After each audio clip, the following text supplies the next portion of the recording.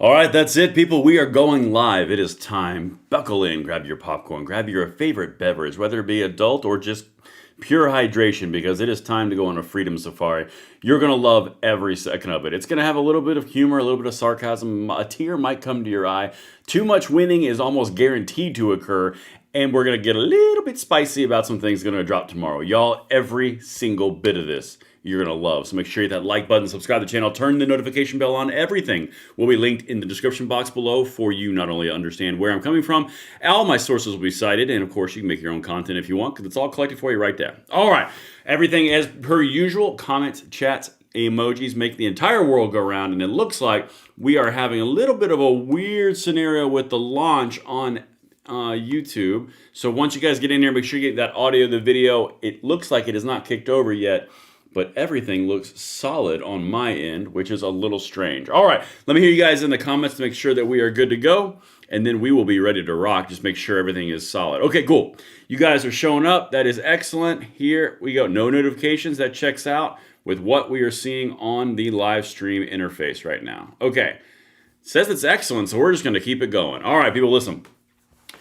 We are about to have a whole lot of fun, because on the eve of Dan Bongino's return tomorrow, there's a little bit of a backhand that's coming, and I'm really here for it. But before we get to that backhand, you guys know the rules. Comments, chats, emojis make the world go round. Help that pesky notification algorithm do its job.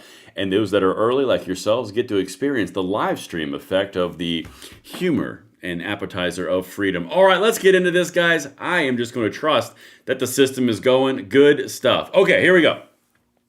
Let's take off. Hey guys, you know what? I knew what you needed today. I know what you needed today, because these appetizers are meant to wet your whistle, right? Get you ready, get you in the mood to absorb this freedom. It's almost intravenous at this point. But I thought there'd be nothing more amazing than the bunch of Democrats standing on the stairs of the Capitol in a candlelight vigil for January 6th.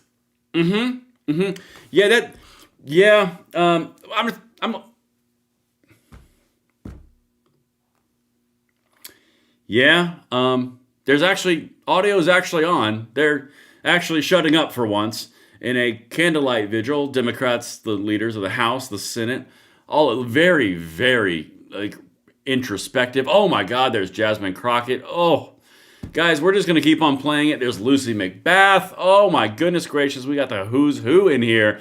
All the virtue signal all the time. There's Catherine Clark. Oh, Hakeem Jeffries, Chuck Schumer. Oh, Wasserman Schultz, goodness. McGovern, man, you guys talk about a who's who of people who just love them some freedom. They're so emotionally moved by January 6th that happened 5 years ago that they're going to do a candlelight vigil. Look at them go. They are quiet for the first time in their lives. I mean, look, I'm going to be honest, a hot damn. All it took to make them shut up was just stand with some candles. We should have bulk ordered some candles. But this is the performative artwork that they do. This is what the Democrats do. It's all performative. It's all, look at me, look at my virtue signal, look at my purity, look how incredibly amazing I am. Yeah, what have you done? Nothing, but did I show you my candle? Look at my candle. I didn't spill a drop of wax. Even X is annoyed. Okay, you guys get the idea. So that was the entry-level stupid.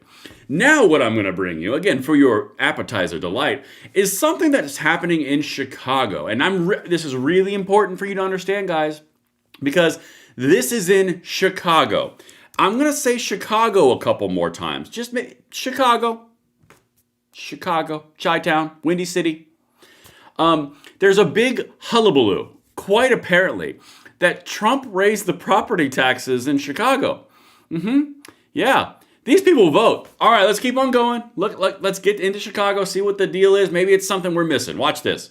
Faith leaders gathered with community members outside of Trump Tower this morning to protest property tax hikes. They're calling those hikes a modern-day land grab that's devastating the west and south side. They met at Trump Tower because they say that building's property taxes were reduced, while people living in West Garfield Park in North Lawndale saw their taxes go up as high as 133%. They are condemning the Cook County assessor and the Board of Review for what they call targeted property tax hikes on poor and working class families. Faith leaders say this is a moral crisis, not just a financial problem, and they will not back down. Because for those of us in places like West Garfield Park, with a 133% increase, Lawndale with a 99% increase, Inglewood with an 80% increase, and a 39% reduction for Donald Trump. And so clearly, Donald Trump gets the tax break, and on the west side, we get the tax bill. So, who wants to be the first one in the comments to point out a subtle little fact that the property taxes are just devised by the city of Chicago and the Board of Assessors? Like, you know, because that's not federal, that's state level and, you know, just county level. And these people vote, guys. These people vote. I think this is an ultimate case of vote blue no matter who always ends up, I could say something mean there. It always ends up screwing you. Because, good God, you're upset that Trump gets a tax break when Trump didn't have anything to do with it. He's over in D.C., like, he's looking at Colombia and Venezuela and be like, y'all best behave. You really think he went over there and he made the taxes change in Chicago, a blue city, the windy city, like one of the most blue bastions on the freaking country? He walked in and goes, I'm gonna need less taxes, and then you're gonna do it. And they went, oh, okay, boss, sounds great. Do you really think that's what happened? Or do you think this is just liberals liberaling? I mean, like, my God. Oh, good Lord. Anyway, we got to keep on going, guys. There's almost 800 of you in here. I appreciate each and every one of you. Just in time for the appetizer. And now we go into the main course. This is the beginning. This is the soup du jour. As we go through this entire safari of freedom, I'm just going to hit a few things for you that might seem to be important for some of you guys. I don't know. It might be important. I'm going to lead with this kind of stuff because I think this is a pretty important thing for those pesky little rabble-rousers inside the MAGA tent, the little black pillars. You know, the ones who say everything's going down and we're all evil and everything's going to eat dirt and midterms are gone and everything sucks. Yeah, I've made no secret of the fact that I don't agree with them. So I'm just going to throw a few things out there and see what happens. You guys just tell me at which point I'm just being me again. Watch. Another strong day for stocks to start 2026. The Dow with another record high, up nearly 500 points. The S&P 500 also closing at a new record high. Looks like 69.44 as we settle out here. The Nasdaq up 2/3%. Another good day for the Russell 2000 as well. That was up more than 1%. As the Dow takes over leadership from tech, we are seeing materials, industrials. Those are among today's sector leaders. The Dow transports, which fall in the industrials group, those were also hitting an all-time high today. Materials continue to be driven higher by rising prices for metals. Silver back to $80. Y'all, I'm not a mathematician, and I got many more tabs to go, but that was a whole lot of the phrase all-time highs. You know, Trump pulled his little Houdini's exit stage left with Maduro 2 days ago, and we were told that everything was going to collapse and everything was going to go off the cliff. We just went back-to-back all-time highs on 2 days. Did you see the Venezuelan stock market in Caracas? Yeah, we're going to get to that in a second.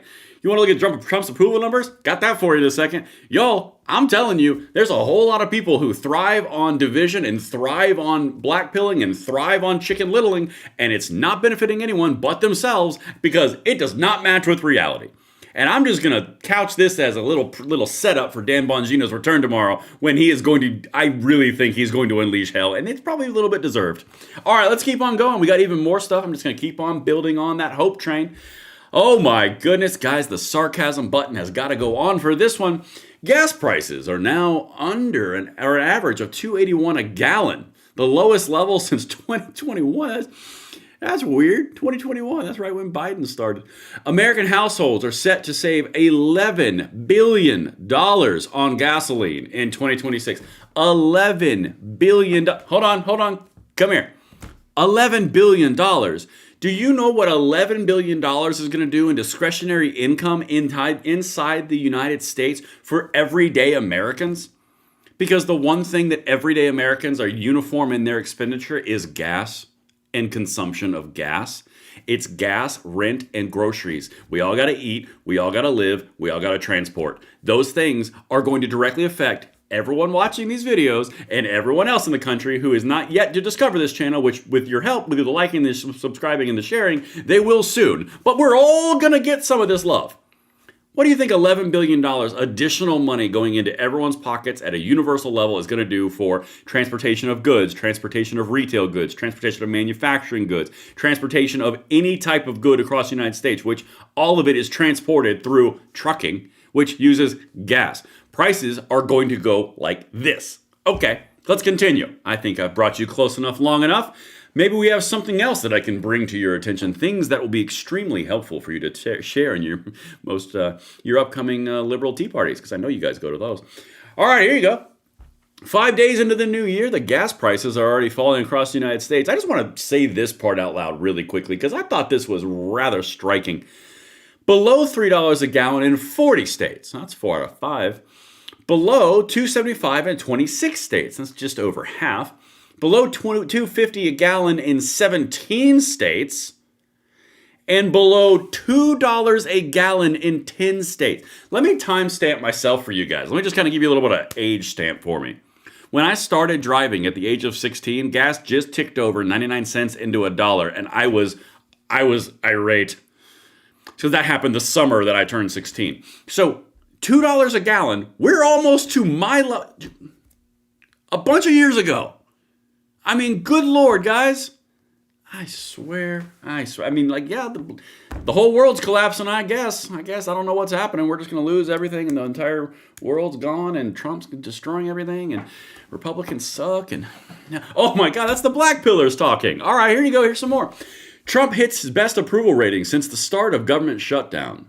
Approval rate, 43.9. Disapprove, 52.9. That's a net approval of minus 8.8. And if I zoom in right here... Would you look at that? It's going down on the disapprove, going up on the approve. I wonder if that has anything to do with the gas prices that are affecting everyday Americans. I guarantee you it does. Rental prices going down. Mortgage rates going down.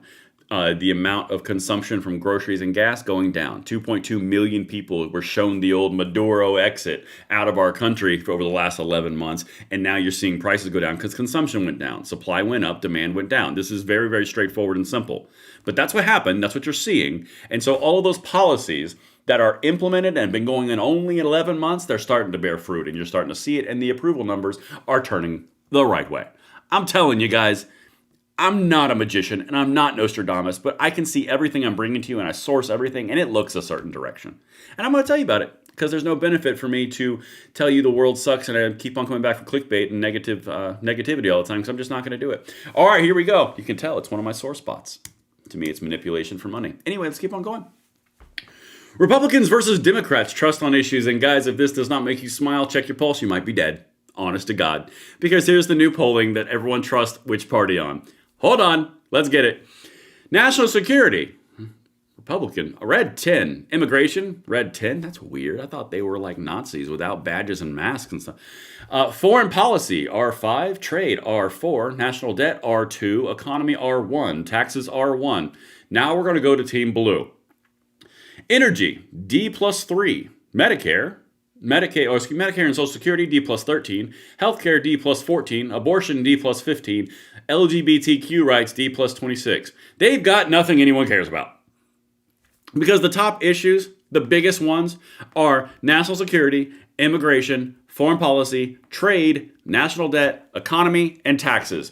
Yep, congratulations. You got the LGBTQ stuff. Woo! I mean, my God. You got the LGBTQ stuff, and you got the liberal women who want their abortions. Congrats. You got 37% of the population. Anyway, I'm getting a little spicy already, guys. I don't like when people lie to you and manipulate you. It just sucks. And here's the actual data, which I always bring the receipts for right there, as you can see. It's a Reddapalooza out here on these streets, but we're going to keep on going because we have got even more greatness to deliver. Let me catch up on this super chat real quick. I saw 2 of them come in, and I got to do it because I would be remiss if I did not do them. David Savage with a $10 super chat says, liberal tears taste sweet. They do. They're like sugar alcohol because we're kind of health conscious on this channel. So, they're not actual sugar or refinement. Bad, not good. But they're definitely the sugar alcohols, which have none of the calories, but then none of the sugar and none of the insulin spikes. But they still think your brain still thinks it's sugar. So look into it if you haven't. All right, and now another super chat right here. We've got Double Eagle for a $5 super chat. Says, this boomer remembers buying gas at 35 cents when I turned 16. Well, we all can't be amazing, Double Eagle. So, Thank you for the super chat. Let's keep going. All right. I think that was the break button. That was the break button. You already got the break. It's okay. We're going to keep on going because we are in this, guys. This is going to be a moment. I'm going to be honest with you.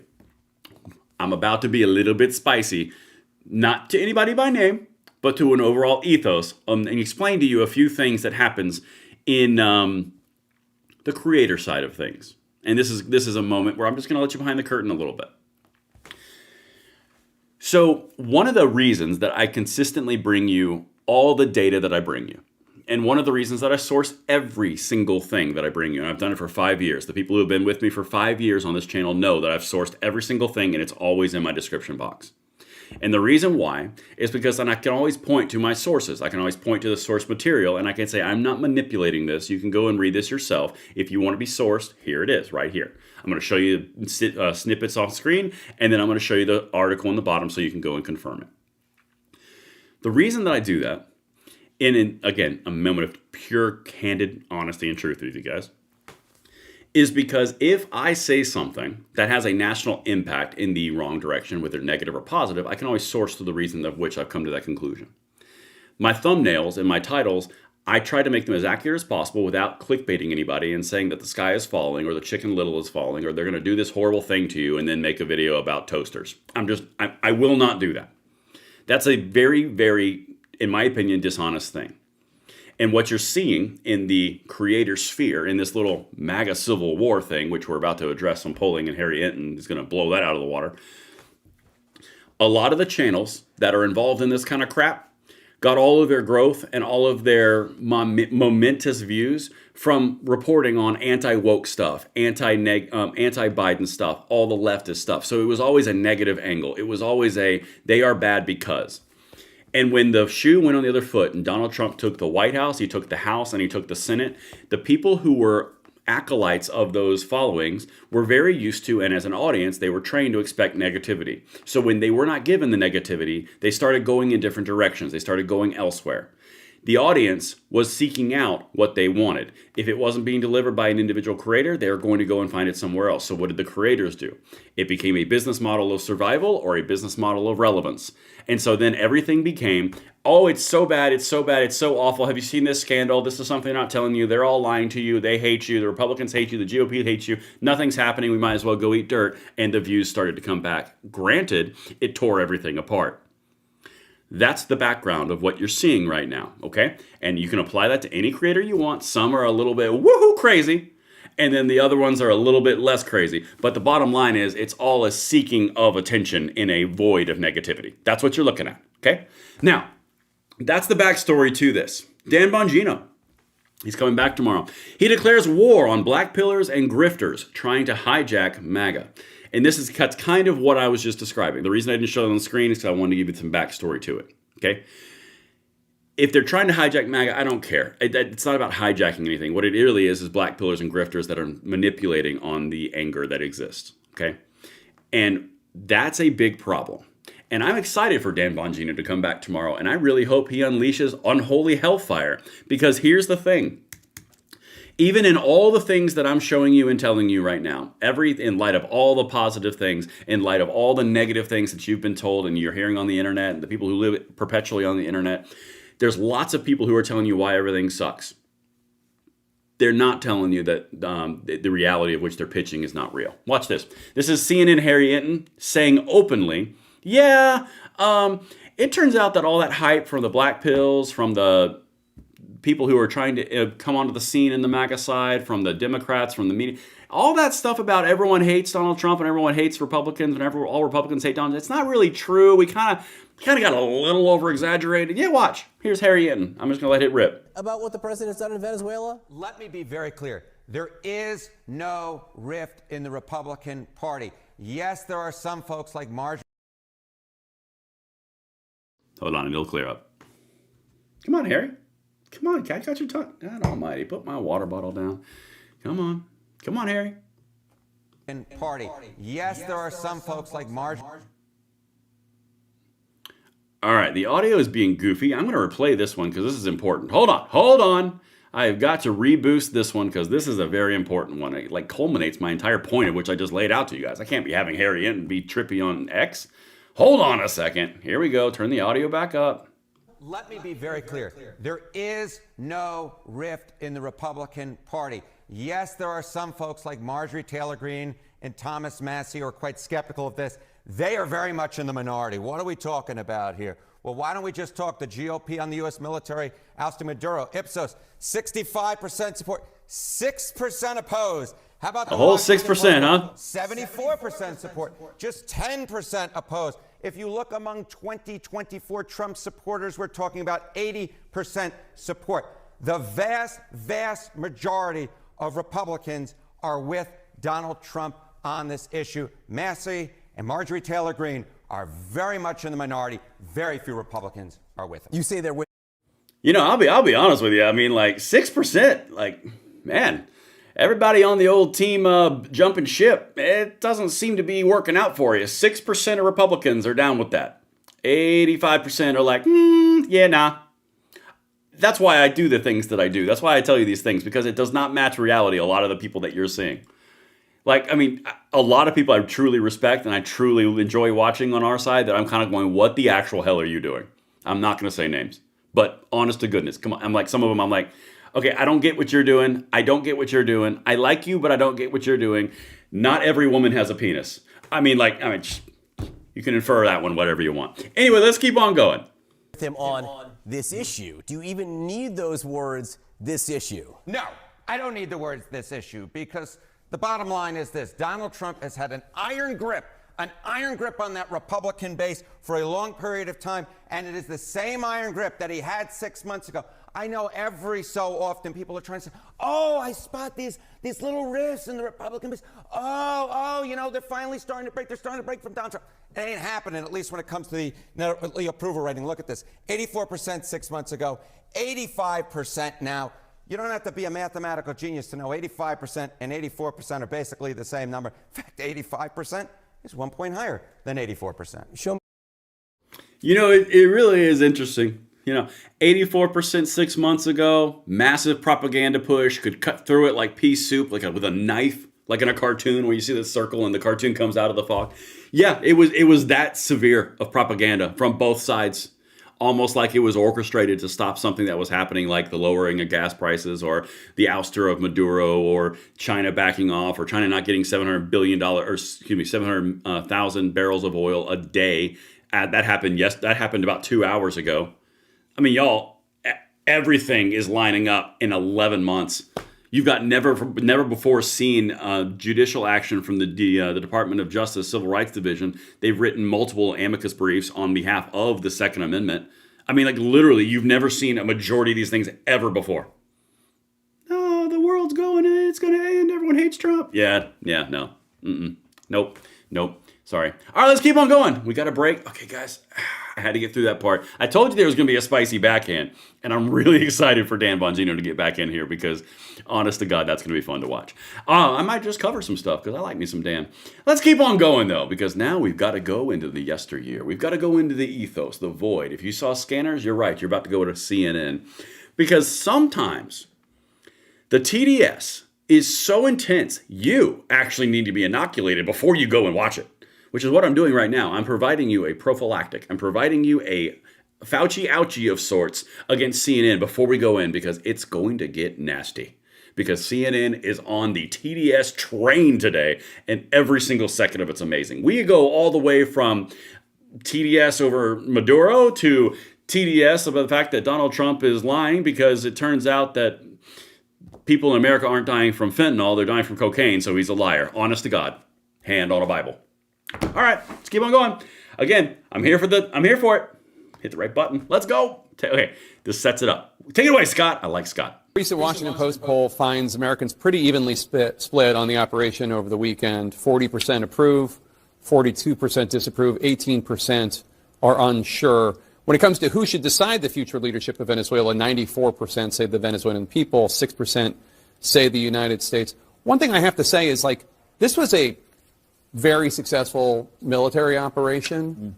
The idea that 42% disapprove is a higher number than I would think It says to me that the American people are thinking not just about this operation, but maybe more about also, well, what comes next. Well, also, it's Trump. I mean, 42% of the American people would oppose it if he cured cancer personally in the Oval Office tonight. I mean, there is a reflexive opposition to Trump. It is the entire platform of the Democratic Party, and to the extent that that's how their leadership tells them to act, that's how the Democratic grassroots are going to see it. You see Democrats today who long came on this network and others and called for Maduro's ouster, demanded it, now saying they oppose the fact that Donald Trump just arrested Maduro. This reflexive opposition to everything Trump does is corrosive of the Democratic Party, and you shouldn't look at these things through that lens. You should look at it and say, highly competent military and law enforcement operation, we got rid of a bad guy, there's a better future for Venezuela, and it's going to inure to the United States' benefit. But, you know, it's Trump, so everything must be opposed. If he's for it, well, it's not. That's exactly it, y'all. There is no policy preference. There is no thought. There is no anything. It's literally, did Trump do it? Therefore, it's bad. And this is, honest to God, the reason why I covered this clip, because it sets up the rest of them, but also it underlines an important point.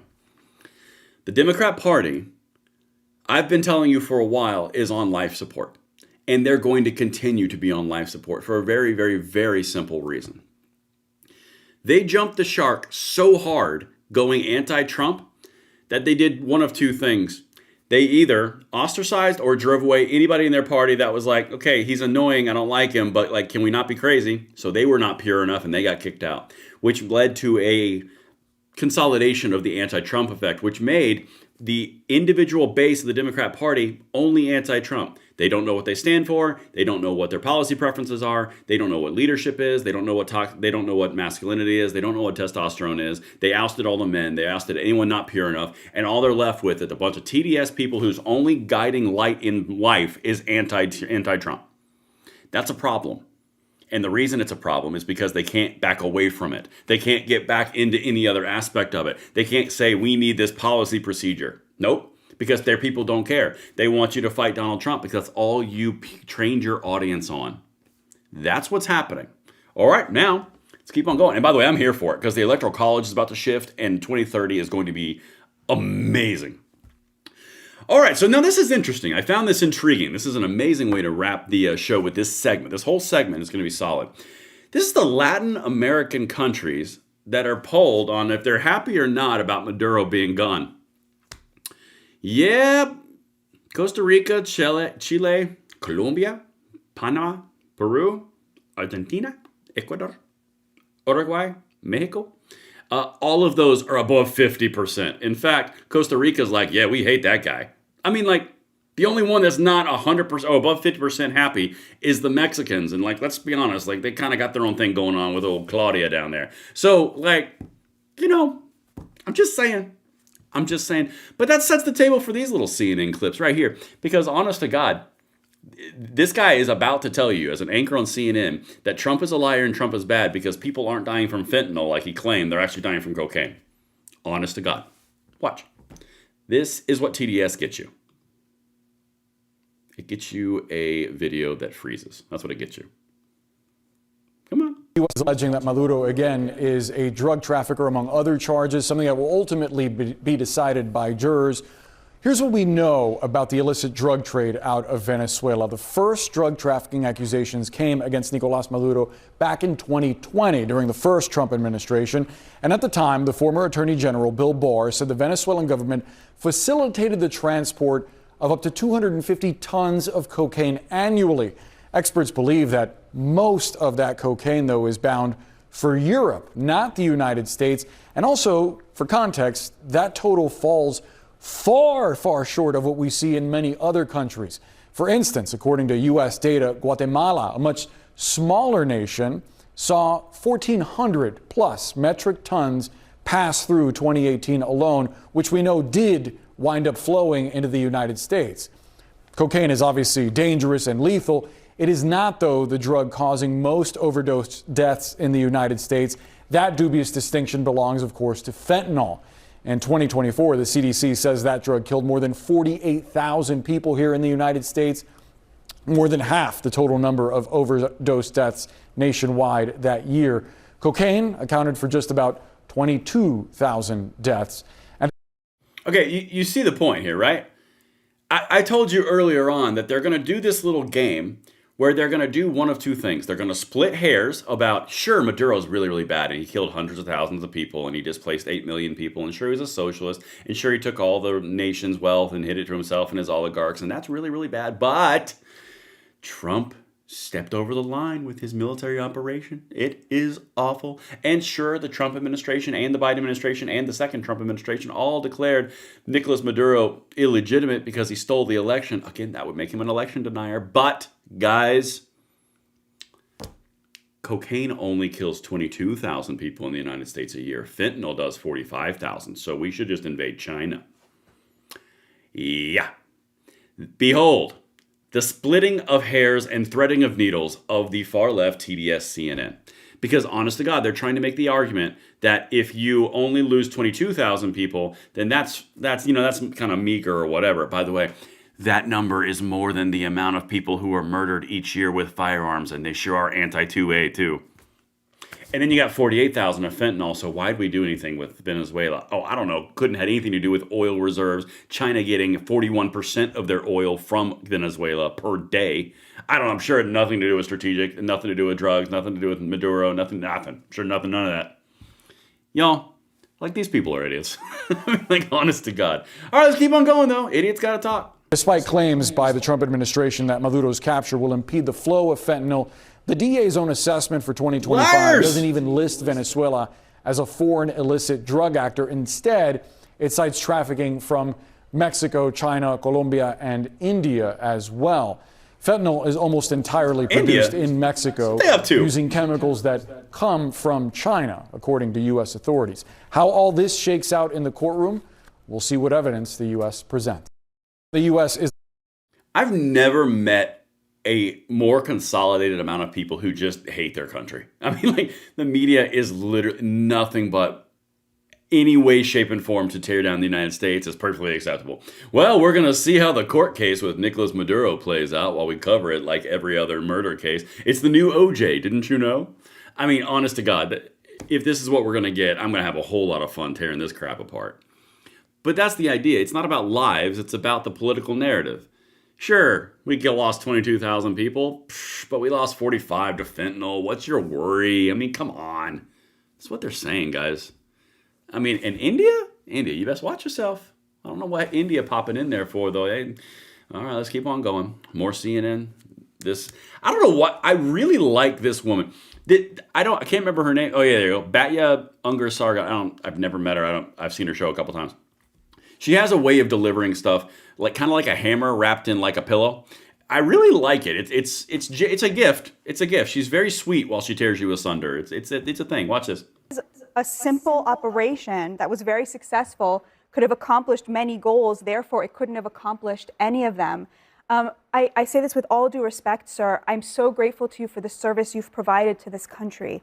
But Venezuela is not Afghanistan. 25 years ago, there was a functioning democracy there. It's just apples and oranges to compare it. There is no way Donald Trump is going to put boots on the ground there. That's what the ships are there for, to not have to do that. What they're doing right now is beyond brilliant, because instead of rushing in and appointing Maria Machado, for example, they're saying, let's wait and see where the Venezuelan people are at. Let's wait until we can have an election. You can't just do that overnight. And so they are sitting there and watching and calibrating and making sure, by the way, that the Venezuelan people, as well as now the new president, understand that whatever they do, this better be good for the United States, because we're not afraid to use our power anymore. We're not afraid to use our power anymore. That's my best part. And she was talking, by the way, to a Democrat, that Representative Jason Crow. All right. And now I save the best TDS for last. You know, one thing I've got to give my hat. I mean, not really give my hat. I love my hats. But I'm going to give my tip my hat to the lefties on CNN, because they are really bought in. I mean, like, my God, it's like they will not stray from that party line, and it is going to be locked in, and it is going to be exactly what that email said, and it doesn't matter what you say to them. It's going to be that email. Anyway, this is Bakari Sellers. He's got some words about being sick of something stupid. But anyway, she hits it again. Watch this. About oil and dollars, and I'm tired of the president of the United States. He chooses Caracas over rural health hospitals, right? He chooses Venezuelans over soybean farmers. So, He chooses everybody else over Americans. Do you oppose the Biden administration putting a bounty on Maduro's head as well? No, Maduro's a horrible person. He needs to be shackled. But what does So it Trump mean just to acted put on it. Exactly. What do you mean that you approve of Biden putting the bounty on his head, but not of Trump actually going out and arresting the guy? I can't say that any better. You want the guy gone. You're upset the guy. You crow from the rooftops that he needs to be gone. You decry his crimes against democracy. You decry his crimes against humanity. You decry his crimes against everything. You hate him. You put $25 million, actually $15 million, Trump 1.0. Biden came in, did $25 million. Trump goes, I won't be outdone by that guy. And he makes his 50. And then they do it and they get him. And it's like, oh my God, the inhumanity. How could this be? I am flummoxed by this. Guys, it's a game. It's a complete and total game. I think it was a good way to wrap that episode, though, with all the TDS. Listen, 1,900 people of you are in here right now, and I appreciate the hell out of each and every one of you guys. You guys, of course, know I love you just the right amount that makes you feel comfortable. I hope you enjoyed the show. Of course, feedback is welcome in the comments. All the sourcing is down in the description box. Hit that like button, subscribe to the channel, turn the notification bell on, and of course, I will see you guys tomorrow when we are back on this freedom train. And I have a funny feeling we're going to be talking about something real spicy that drops. But until then, I'm Braden. See you later.